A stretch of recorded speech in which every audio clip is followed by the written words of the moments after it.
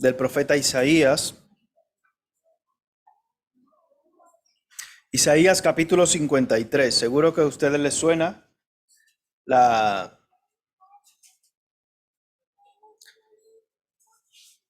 forma en la que habitualmente se llama al profeta Isaías. ¿Recuerdan? ¿El profeta qué?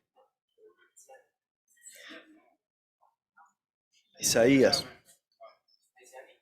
Evangelista, mesiánico, porque es el libro que más referencias directas hace a Jesucristo, al Mesías, a los evangelios. Bien, vamos a leer el capítulo 53. Voy a pedir que se pongan de pie y esta vez leerán conmigo. Yo leo un versículo y vosotros leéis uno.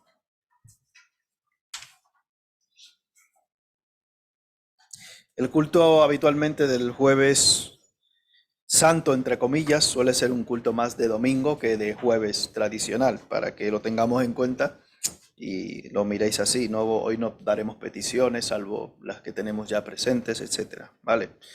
Bien, versículo 1 de Isaías 53. Yo leo el 1 y ustedes el 2, etcétera.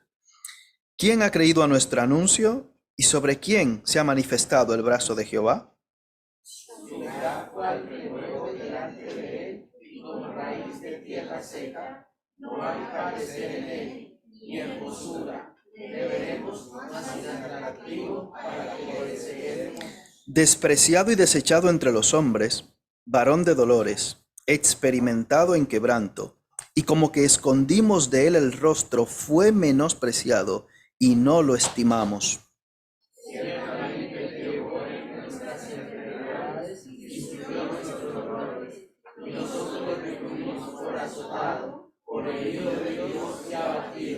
Mas él herido fue por nuestras rebeliones, molido por nuestros pecados. El castigo de nuestra paz fue sobre él, y por su llaga fuimos nosotros curados. Todos nosotros nos descarriamos como ovejas, cada cual se apartó por su camino, mas Jehová cargó en él el pecado de todos nosotros. Angustiado él y afligido, no abrió su boca. Como cordero fue llevado al matadero, y como oveja delante de sus trasquiladores, enmudeció y no abrió su boca.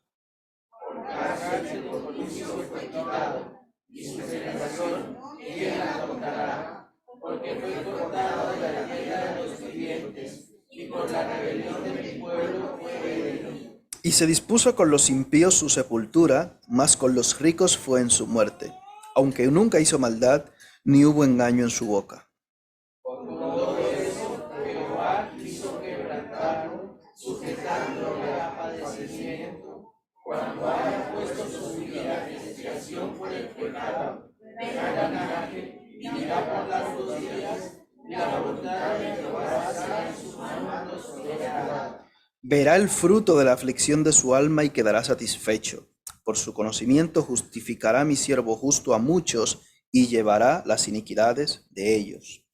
Por tanto, yo le daré parte con los grandes y con los fuertes de las parcialidades pocos, por cuanto acabó su vida hasta la muerte y fue contado a los pecadores, habiendo llevado el pecado de muchos y orado por los transgresores. Padre, te damos gracias por tu palabra, porque no entendemos realmente la dimensión de tu sacrificio. Te damos gracias, Padre Celestial, porque fuiste molido, herido por nuestros pecados, por nuestras rebeliones, porque cargaste con todos ellos. Gracias, Señor, porque has muerto por nosotros. Siendo aún pecadores, Cristo murió por nosotros. Te damos gracias, te alabamos, Señor, por este privilegio tan grande del cual no somos conscientes y del cual tú nos haces partícipes por tu gracia. Ayúdanos, Padre, y que podamos presentarnos hoy ante ti con corazones contritos y humillados, reconociendo tu grandeza y teniendo una idea quizás un poquito mayor de la que teníamos antes de venir aquí, Señor, de cuán grande ha sido la humillación que has sufrido en comparación con la gloria real de tu nombre. Padre, ayúdanos para que por tu misericordia no seamos solamente oidores, sino también hacedores de tu palabra. Gracias, Señor. Glorifícate en medio nuestro en este día, y si alguno no ha tenido el privilegio de conocerte, pedimos que tu Santo Espíritu le convenza de pecado, de justicia y de juicio. En el nombre de Jesús. Amén. Se pueden sentar, hermanos.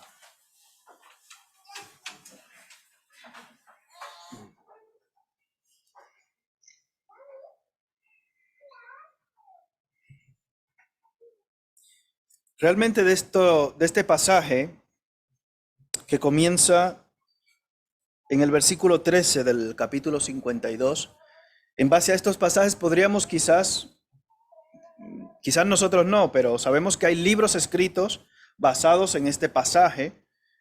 Quizás digo nosotros no, porque quizás no tenemos esa capacidad tan amplia como otros hermanos que sí tienen un don muy especial al respecto. Pero tenemos mucha escritura y muchos pasajes que, si nos ponemos a cotejar con el Nuevo Testamento cada uno de estos detalles, cómo se fueron viviendo en específico en el cumplimiento de las profecías, cómo con la vida de Jesucristo se va cumpliendo cada uno de ellos, etcétera, y cómo a posteriori en esa muerte en el Calvario, en ese paso por el Gólgota, cómo desde su muerte hasta su resurrección hasta la eternidad se plasma de manera compacta en estos pasajes de Isaías, desde el capítulo 52, 13 hasta el 53 completo, y posteriormente sigue mencionando algo más acerca de ese futuro glorioso. Nos centramos un poquito en este pasaje, en el 53, aunque posteriormente veremos el 52 del 13 al 15, y vemos la humillación de Cristo. Cómo Cristo fue humillado grandemente. Hay algo que estuve estudiando la semana anterior, esta no, la antepasada, con respecto a esto. Y como ustedes saben, en la antigüedad, cuando se daba un esposo, en la antigüedad y en algunos países orientales todavía es así, cuando se daba o se da en alguno de estos países una esposa, hay que pagar algo que se llama ¿cómo? La dote. Y en esa relación de la Trinidad, el Padre quiere dar un regalo especial al Hijo. ¿Qué somos nosotros de Cristo? ¿Quieres esta esposa? ¿El precio a pagar cuál era? El Hijo tiene que dar una dote. ¿Y el Padre? ¿El Padre qué entregó? Lo más preciado que tenía. Por ti, por mí. El Hijo que entrega. Dice, a mí nadie me quita la vida. Dice, yo la pongo para volverla a tomar. Y quizás no somos conscientes de cuando el apóstol Pablo en 1 Corintios dice, porque habéis sido comprados por precio. ¿Cuán caros somos tú y yo delante de Dios? Y vemos pasajes tan interesantes como aquel del Salmo que dice, estimada es a los ojos de Jehová la muerte de sus santos, por poner un ejemplo. Como la sangre de los santos también es preciosa para Dios.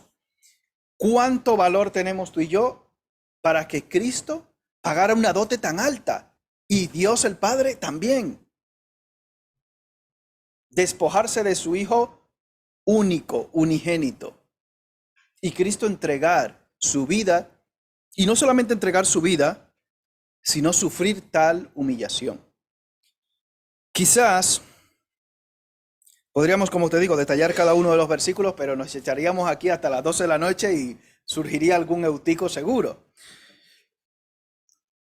Pero fíjate en Isaías 52, del 13 al 15, he aquí que mi siervo será prosperado, será engrandecido y exaltado, y será puesto muy en alto. Como se asombraron de ti muchos, de tal manera fue desfigurado de los hombres su parecer y su hermosura más que la de los hijos de los hombres.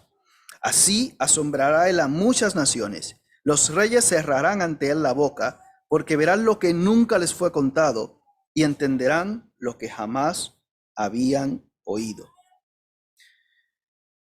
Si usted y yo vamos un momento a Apocalipsis capítulo 4, Dejen un dedo ahí en Isaías.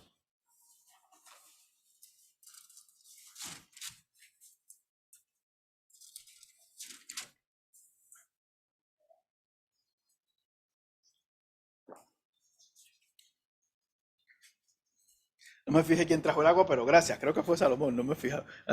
Estaba yo en otra. Bien. En los capítulos 4 y 5 de Apocalipsis hay un derroche, por así decirlo, aunque suene extraño, pobremente descrito aquí, porque tú y yo no nos imaginamos realmente, está muy limitado, un capítulo y medio, 2 capítulos, describir realmente lo que Juan estaba viendo. Creo que no es posible, obviamente. Es poco y nuestra imaginación se queda bastante corta al respecto, pero en el versículo 9 del capítulo 4 dice, y siempre que aquellos seres vivientes dan gloria, honra y acción de gracias al que está sentado en el trono, al que vive por los siglos de los siglos, los 24 ancianos se postran delante de él que está sentado en el trono y adoran al que vive por los siglos de los siglos y echan sus coronas delante del trono diciendo, Señor, digno eres de recibir la gloria, la honra y el poder, porque tú creaste todas las cosas y por tu voluntad existen y fueron creadas. ¿Recuerdan a Juan cuando el ángel comienza a mostrarle, etcétera? ¿Qué hace Juan? ¿Qué actitud pecaminosa que es evitada por el ángel llega a ser Juan o intenta ser Juan? ¿Recuerdan? Si solamente con ver a una figura angelical, él se postraba y caía. Aquí dice que los 24 ancianos, los seres vivientes, que podríamos entrar en detalle, ¿qué representan? Si 12 representan lo que es el Israel, más el resto de los gentiles, ahí podríamos entrar en detalle. Pero dice que esas coronas, ¿qué hacen con ellas? Se postran directamente delante de Cristo. Y ya lo que Juan veía en un simple ángel mensajero era tal, estamos hablando del apóstol Juan, no estamos hablando de usted o yo, que no andamos con Jesús, no habíamos vivido con Jesús como él vivió, etcétera, y él vio algo que le destellaba tanto y que le deslumbraba tanto que se atrevía a postrarse y él decía, no, oye, que no hagas eso. Esto que tú ves aquí es lo mínimo. ¿Qué haces? Párate de ahí. Ven que vamos a seguir viendo cosas, no te preocupes. Por eso dice en el pasaje de Isaías que aún los reyes que se supone que están acostumbrados a ver cosas gloriosas, ¿qué van a hacer delante de Cristo? En el 52, les dije que dejaran un dedo ahí. 52:15. Así asombrará él a quién? A muchas naciones, los reyes cerrarán ante él la boca. Porque verán lo que nunca les fue contado y entenderán lo que jamás habían oído. Por eso dice claramente que ante Jesús se va, ¿qué va a pasar con toda rodilla? Usted ve a Donald Trump muy gallito, ¿no? Usted ve a Putin muy gallito, que caminan así, ¿no? Y yo aprieto un botón y resuelvo el mundo y aniquilo la mitad de la tierra y me quedo yo solo para mí. Dice que cuando vean esto, van a decir, aquí no hay botón que valga. Cerrarán la boca. Y en el capítulo 5, podríamos seguir leyendo un poquito de esas características que asombran a Juan y a los seres celestiales. En el versículo 3 del capítulo 5 de Apocalipsis dice, y ninguno, ni en el cielo, ni en la tierra, ni debajo de la tierra, podría abrir el libro, ni aún mirarlo. Y lloraba yo mucho, porque no se había hallado a ninguno digno de abrir el libro, ni de leerlo, ni de mirarlo. Y uno de los ancianos me dijo, no llores. He aquí que el león de la tribu de Judá, la raíz de David, ha vencido para abrir el libro y desatar sus 7 sellos. Y miré y vi que en medio del trono y de los 4 seres vivientes y en medio de los ancianos estaba en pie un cordero como inmolado, como degollado. sacrificado, que tenía 7 cuernos y 7 ojos, los cuales son los 7 espíritus de Dios enviados por toda la tierra. Y vino y tomó el libro de la mano derecha del que estaba sentado en el trono. Y cuando hubo tomado el libro, los 4 seres vivientes y los 24 ancianos, ¿qué hicieron? Se postraron delante del Cordero. Todos tenían arpas y copas de oro llenas de incienso, que son las oraciones de los santos. Y cantaban un nuevo cántico diciendo: digno eres de tomar el libro y de abrir sus sellos, porque tú fuiste inmolado y con tu sangre nos has redimido para Dios de todo linaje y lengua y pueblo y nación. Y nos has hecho para nuestro Dios reyes y sacerdotes, y reinaremos sobre la tierra. Y vuelve en el versículo 12, digno, otra vez, el Cordero que fue inmolado es digno de tomar el poder, la riqueza, la sabiduría, la fortaleza, la honra, la gloria y la alabanza. Y el 13, y a todo lo creado que esté en el cielo y sobre la tierra y debajo de la tierra y en el mar, y a todas las cosas que en él hay, oí decir.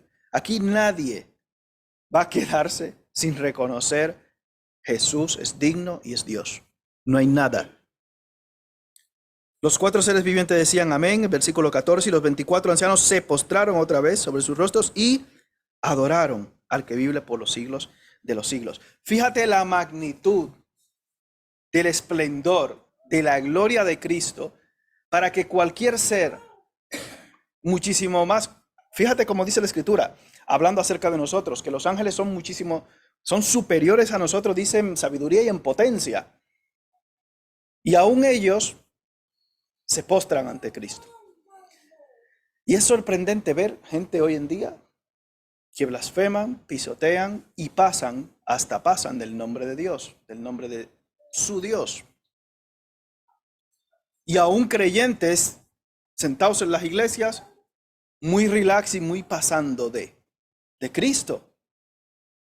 Triste, pero es así, eso pasa. Y gente dentro de las iglesias viviendo en pecado, curiosamente. ¿Por qué hago esta alusión a la gloria de Cristo? A lo que es la trascendencia de Jesús en cuanto a sus atributos y en cuanto a su grandeza. Porque quizás si nos detenemos un momento a pensar en que Él es creador, sustentador de todo el universo, quizás así, partiendo de ahí, podemos entender la gran humillación que sufrió. Primero, al ser un bebé. El bebé nos tiene aquí mareados, pero gloria a Dios por los bebés. Amén. Y que vengan más bebés. Amén. Imagínate Cristo. Fíjate el apóstol Pablo mismo en Romanos 7 dice: miserable de mí, ¿quién me libra de este cuerpo de qué? O sea, los 24 ancianos se postran, los ángeles se inclinan, los reyes tendrán que cerrar la boca, y Jesús, en un cuerpo de niño, teniendo que cambiarle los pañales. ¿Usted ha pensado en esa humillación?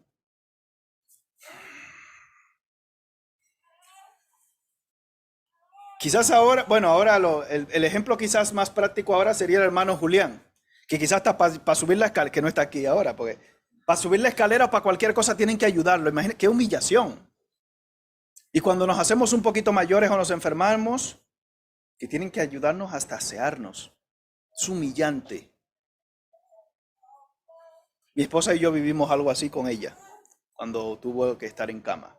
Humillante. Es una humillación. Es una vergüenza. Y cuando usted va al médico, no hay una cosa más degradante que usted ir al médico. Más humillante que usted ir al médico. No quiere decir para eso que no sea excusa. Le dice el médico: hola, ¿qué tal? Pepe, sin desnúdese. Ya, pero a la rodilla, a los pantalones. Por lo menos salúdame. No, que hay 7 ahí esperando allá afuera. Venga, desnúdese. El Dios del universo ensuciando pañales. ¿Usted se ha puesto a pensar en esa humillación? Estamos diciendo ensuciando pañales. Pero cuando usted y yo tenemos hambre, oye, es algo desagradable, porque el cuerpo, dice, "Pues, este cuerpo", por eso dice la Escritura que Jesucristo puede compadecerse de nosotros. Aunque suene terrible, a Jesucristo también cuando comía alguna cosa, también le habrá sentado mal en la tripa. Es humillante. Pero luego, encima de eso, tener que sufrir la muerte.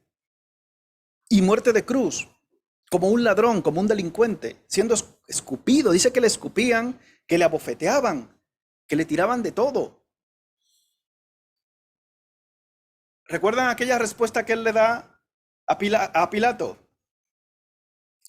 Yo puedo orar a mi padre y que haga qué. ¿Cuántas legiones? Yo puedo orar a mi padre ahora mismo y que envíe aquí X legiones de ángeles y acabe con todo.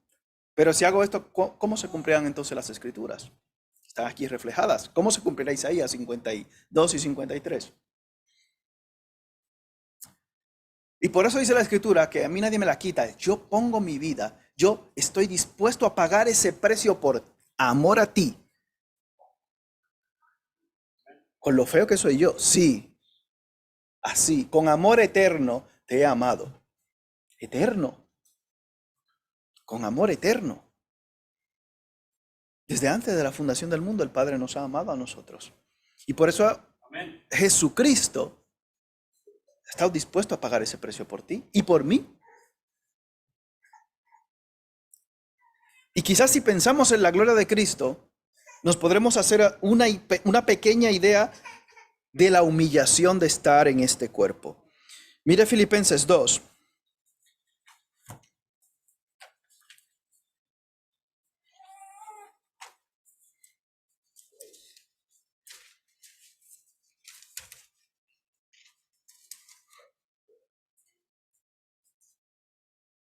Del 5 al 11.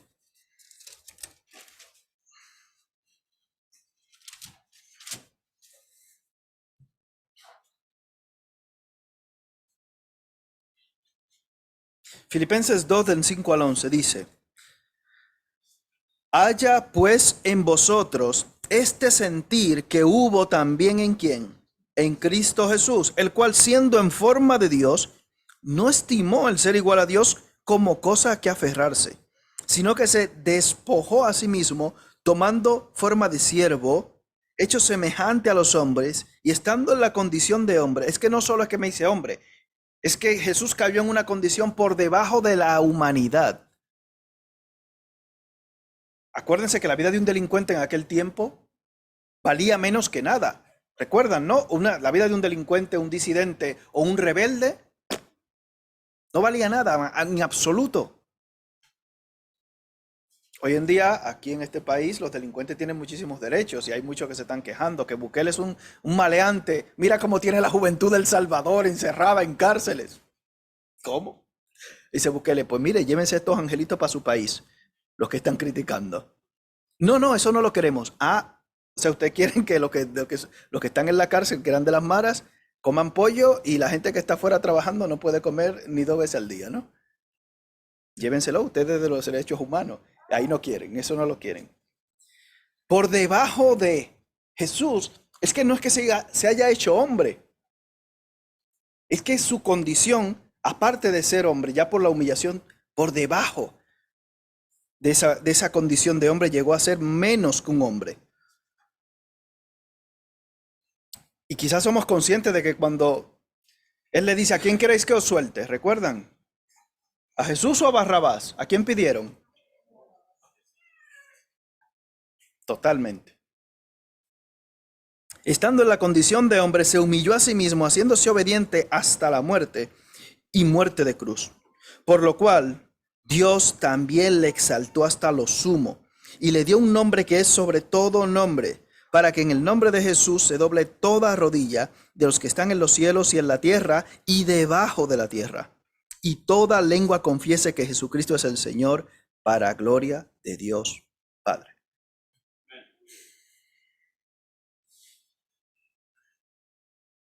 Me dice un ateo, Yo no quiero saber de tu Dios porque tu Dios es un narcisista. De eso hace un par de años. Y yo le digo, yo te entiendo. Porque tú y yo lo que vemos con nuestros ojos, obviamente, que son las personas que nos rodean, que nos parecen buenas, entre comillas, ninguno son dignos. Pero fíjate si es tal que aún en el cielo dice que no se halló nadie usa la palabra digno. Por eso este amigo ateo, el día que vea con sus ojos la gloria de Cristo, va a decir, claro, no hay nadie digno, tú sí. Y dice que aún los reyes, ¿qué van a hacer?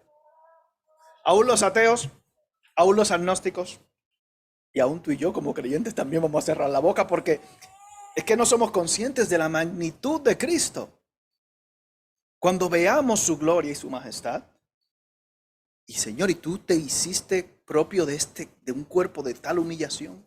Un cuerpo de muerte que sufre dolor, que siente, que tiene necesidades, que se enferma, que se debilita. Por amor a mí. Y usted y yo lo único que vamos a hacer es lo mismo que hacen los 24 ancianos y los seres vivientes. ¿Qué fue lo que hicieron? Postrarse y adorar.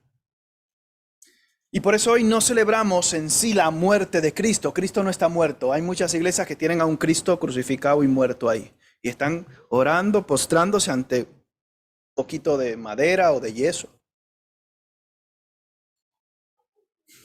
No son conscientes de lo vergonzoso y humillante que es hacer una figura de Cristo o de Dios, que no representa nada en absoluto. Y aún nosotros como creyentes, si pensamos un poco y nos detenemos a pensar en esa gloria, en esa majestad de Cristo, cómo Él pasó todo este proceso de humillación desde su concepción, desde que era un embrión, porque claro, estamos hablando de Dios mismo, desde su concepción, desde estar siendo un embrión hasta su muerte, un proceso de 33 años de humillación. Por eso dice la Escritura que Él puede compadecerse de nosotros, porque Él conoce nuestra condición, dice la Escritura, y se acuerda de que somos ¿qué? Somos simplemente polvo. El apóstol Pablo mismo dice, mira, ahora simplemente estamos viendo por espejo. Es que no os imagináis, y no nos podemos imaginar, hermanos. Literalmente no podemos imaginarnos esa gloria.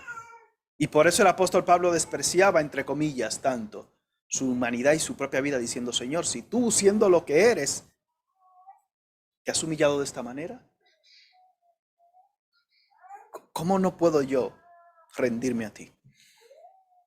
Y aparte de esto, vemos cosas tristes en el mismo apóstol Pablo, después de presentar este Cristo humillado y exaltado. En el capítulo 4 de Filipenses dice, ruego a Evodia y a Síntique que sean de un mismo sentir. O sea, Evodia y Síntique, que podríamos representar tú y yo, cualquiera de nosotros, sin tomar en cuenta la gloria de Dios y su humillación, seguimos matándonos unos con otros. Dice Pablo, ¿pero esto qué es? No pensamos en la gloria de Dios. Vergonzosamente para nosotros lo digo. No pensamos en la gloria de Dios y en su humillación. No estamos dispuestos a ceder. No estamos dispuestos a bajar a la cabeza y decir, Señor, el digno eres tú. ¿Quién soy yo? ¿Quién eres tú? Solo hay un digno, no hay nadie más. Que el Señor nos ayude, hermanos, a ver, a partir de la gloria de Cristo, cuán grande ha sido su humillación por amor a ti y por amor a mí. Gracias, Padre, porque tú nos has amado de tal manera que te has humillado tan profundamente por debajo de la condición humana. Gracias, Señor, porque tú no solo moriste, sino también resucitaste por nosotros. Padre, gracias porque nos has prometido también que un día volverás. Te adoramos, Señor, te alabamos, te engrandecemos. Muéstranos cada día un poco más de tu gloria, Señor, para que seamos conscientes de que este sacrificio que tú hiciste por amor nos lleva directamente a postrarnos y adorar. Padre, gracias, porque nuestro conocimiento limitado y nuestra corrompida imaginación no son capaces de dimensionar tu gloria y cuán digno eres tú de recibir todo honor, porque tú, aparte de crear, sustentas todas las cosas. Padre, gracias por tu paciencia para con nosotros, por tu amor y por tu misericordia. En esta tarde, Señor, nos presentamos ante ti con corazones dispuestos, contritos, humillados para participar de estos elementos que nos recuerdan ese cuerpo entregado y esa sangre derramada por ti, Señor, para perdón de nuestros pecados y para darnos vida eterna por tu misericordia. Padre, gracias. Gracias, Señor, por sufrir una humillación tan grande por amor nuestro. Y gracias, Señor, por mostrarnos el camino y darnos esa gran esperanza de que un día estaremos para siempre contigo. En el nombre de Jesús. Amén.